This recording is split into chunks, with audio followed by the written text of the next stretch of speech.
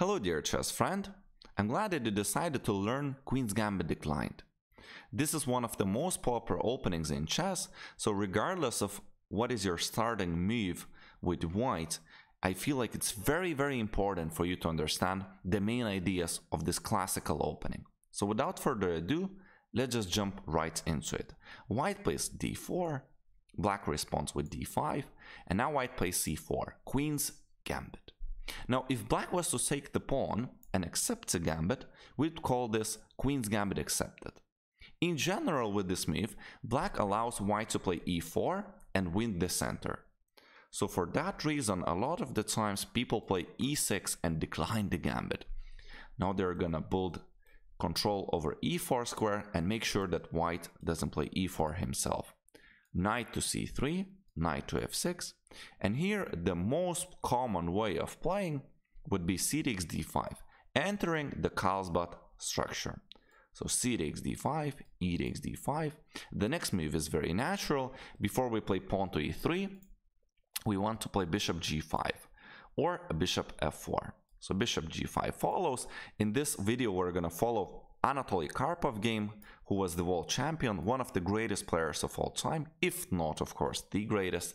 And he's playing versus a very famous player that's called Lyubovich Lyubimir. Here, I have an important idea for you very soon. So black plays c6, white plays e3.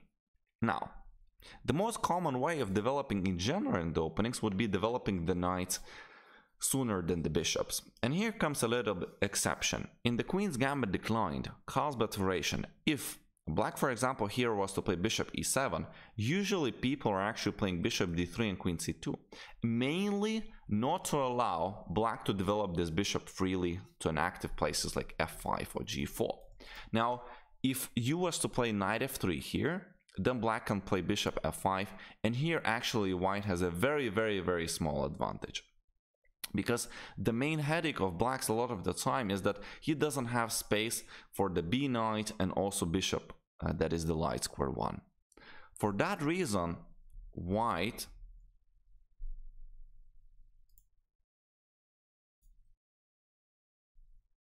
after bishop e7 is playing bishop d3 and queen c2 first. Okay? Not allowing the bishop to come here or here. Now, then the question is, what happens if the light square bishop comes here before we even develop the light square bishop there? And now we can enter one of the lines that where white is having good results according to the database of ours. White has a move of playing queen f3. That's the luxury of not having the knight on f3. So we play queen f3, and now we enter a quite forcing line. Most of the people, they play bishop g6 here. As you can see, that's in fact twice. So we're gonna eat that and double the black's pawn structure. And now I would like you to show you a couple of moves how Magnus Carlsen, the current world champion, won a game here versus Vladimir Kramnik, another world champion who was very famous for beating Garry Kasparov. Knight f3. The idea is simple. We want to go to h4 and threaten to take the bishop when we feel like it's good for white. Of course, not immediately. And with the same idea, we are preparing at some point to jump with the knight to f5. So black played knight d7, knight h4, bishop e7, knight e2. Again, a very nice idea by Magnus Carlsen. Now if he goes to g3, the second knight could come to f5, and after recapture, we are sure to remain with the knight on f5. The knight could also go to f5, and Kramnik is going to get simply outplayed here. Knight b6, knight g3, bishop b4 check. Without queens, it doesn't matter that our king is in the center. Knight a4 attacking the pawn, rook, knight f5 first, king d7. Again, if you wonder what if we take here, I believe that here knight has no good place to go. If knight a4, we could play rook b1, and as you can see, then white regains the pawn. And if knight goes to c4, probably we just enter this with the similar consequences. a5 is not a safe option due to that as well. So the pawn could never be taken. So in the game, white just played knight f5, after which black responds with queen d7, rook b1 guarding the pawn, king e6, bishop d3, rook hc8, king e2, and again, as you can see, black has the doubled pawns on their file. The pieces of blacks are very uncoordinated, while white is really active. So bishop f8, g4, c5, knight g2. Again, Carlsen is just maneuvering so well here. And h4, I believe here, white just has strategically, I would say, a winning position. He's all over the place. He's so active, space advantage. It's not clear what to do with the bishop here. White is threatening to play h5, after which we will swap that light square bishop, and then white wins the rook on c8. So again, they really do not like playing bishop f5 here, because white gets similar or these positions that we just see in a game from, and black usually suffers. So black classically play knight bd7, bishop d3. As we said, we usually develop the queen and the light square bishop. Before we developed the g knight, bishop e7, queen e2, castles. And here we arrive at a decision-making point. White has 2 plans or even 3 plans to choose from. The most common way of playing here would be with rook a b1 or a3, mainly with the ideas of playing b4 to b5. Now that's called minority attack. The name comes because white has 3 versus 4 on the queen side, if we count the pawns, so it's called the minority. Now if black perhaps would push his own pawns here, we would call this the majority attack. So what's the idea of b4, b5? Again, a6 doesn't help because we have a4. It's to create a weakness on an open file. So the idea is to take on c6 so that this pawn become a backward pawn which is weak on open file. Then white can use the rooks to attack it, and white has a concrete target to play against.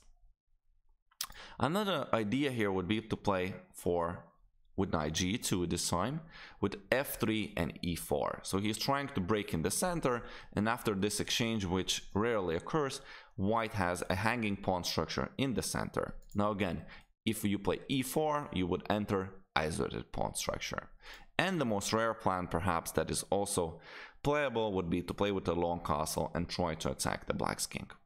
In this game, I will show you the minority attack, which was chosen by Karpov, but I'm going to show you a quick game, or just the way Magnus decided to develop a couple of pieces. Again, I would like to follow the example of the world champion. Knight g2, rook e8, castles. Usually we're going to see knight f8 in these structures because black needs to make some room for the light square bishop to be developed. f3, bishop e6, and now with the measure of rook e1, white slowly prepares e4. You could also play this with white. In our game, however, white plays knight f3, rook e8, same ideas, castles, knight f8, again making room for the light square bishop. Sometimes the knight could also land on a g6, where after h6 is a tough decision for the dark square bishop, as it would have no room to go to. Rook a b1, and now black plays one of his main ideas here, knight e4. Now as you can see, that's attacked twice, but black has launched a discovered attack on that bishop, and once the bishop is taken here, queen takes, black has 3 pieces that are guarding e4. Exchanging pieces for black, especially the bishops, would make a lot of sense. Black's dream is to exchange both bishops. Actually, he has less space to maneuver, as you can see. That's why he played knight f8. And here white has nothing better than take on e7. Probably alternative is to play bishop f4. By the way, knight on e4 in a perfect world also grants him an offensive possibilities to launch an attack against the black's king. So in a perfect world, black would want perhaps to attack the white's king. Now, rarely there are other plans. I would say not necessarily very rarely, but it happens with b6 and c5. As you can see, after the exchange of these pawns, black would enter the so-called hanging pawn structure. And very even more rarely, black opts for c5 and isolated pawn here. So bishop takes e7, queen e7, b4. Here we go, minority attack. a6, temporarily stopping that, but white has a4. Inclusion of these moves only help black, because black has the rook on an a file. So after we swap, rook on the file of blacks gets active. Bishop f5, finally developing the bishop. Knight e5, very offensive knight there. Rook a d8.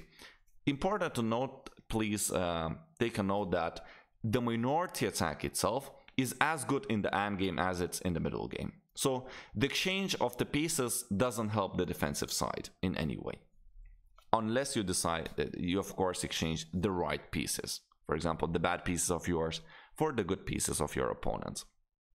Rook fc1, white is beautifully just putting the rooks and prepares the attack on the b and c files. Again, after b5, one of these pawns is going to become a weakness on an open file.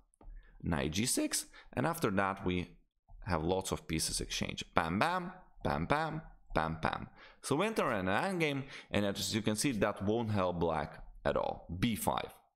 So if he does nothing, we want to take on c6 and eat the pawn. c takes b5, a takes b5, and now again, if he takes, we simply take it back, and the task of ours is to try and win the b file. That's the goal of the minority attack, simply creating a weakness on an open file. So he doesn't take that, so we take ourselves, and that's the weakness that we're gonna play against.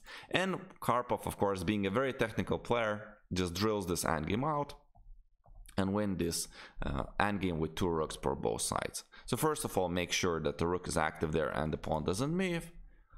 Rook a5, rook b6, rook a8. And in general, if you're a very good technical player, and of course if you're playing no grandmasters, black just has 2 weaknesses more or less here. White has active rooks while black has passive rooks, and I believe that the position is practically winning for white. So white just brought his king in, and later on black decided to give up one of the pawns for the activity, but it never really worked for him. So here, I mean, the position is just winning for white. So here was a very, it seems that easy game perhaps for Anatoly Karpov, but if you're gonna play this opening, and if you're gonna play those minority attacks, you will see that from the very starting position of the minority attack, so say from here, and I'm pretty sure you can get to this position many times. I probably had this position over 200 times already.